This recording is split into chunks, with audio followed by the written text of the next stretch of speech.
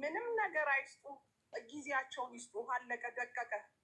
በቃ ከወለድሽ ለልጅሽ መስጠት ያለብሽ ነገር ቢኖር ጊዜሽን ነው፣ ማንነትሽን ነው፣ ወጣትነትሽን ነው፣ መልክሽን ነው፣ ወሬነት ስሜትሽን ነው። እያንዳንዱ ነገርሽን ለልጅሽ መስጠት አለብሽ። ለምን እግዚአብሔር ልጆች ሲሰጠን በአደራ መልክ ነው።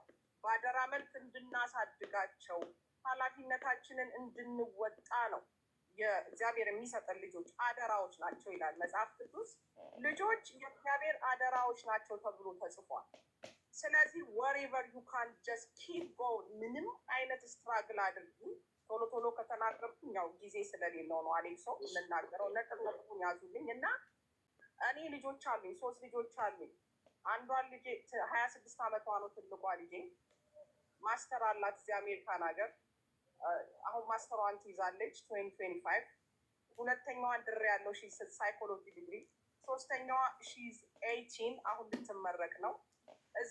እኔ አሁን እዚህ ጋር በጣም በልጆቼ እየተመካው አይደለም። ልጆች የእግዚአብሔር ስጦታዎች ናቸው። ወሬቨር ሀፕን በህይወታችን ላይ በልጆቻችን ላይ ህመም ሊመጣ ይችላል።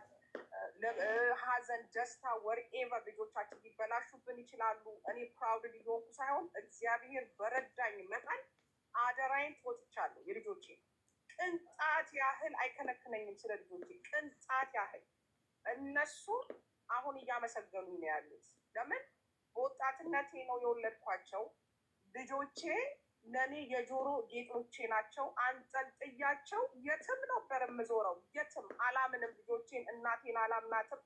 የማስታውሰው ነገር አያቴ ሞታ፣ የእናቴ እናት ሞታ ለቅሶ ቀብር አልሄድኩም። ልጆቼን ለሰራተኛ አላምንም ብዬ ማለት ነው። እናቴ አልተቀየመችኝም። የእናቴ እህቶች ግን ተቀይመውኛል። ዘመድ ለምን ተብሏል ማለት ነው። እና የዚህ ያህል ዋጋ ከፍያለሁ ለልጆቼ።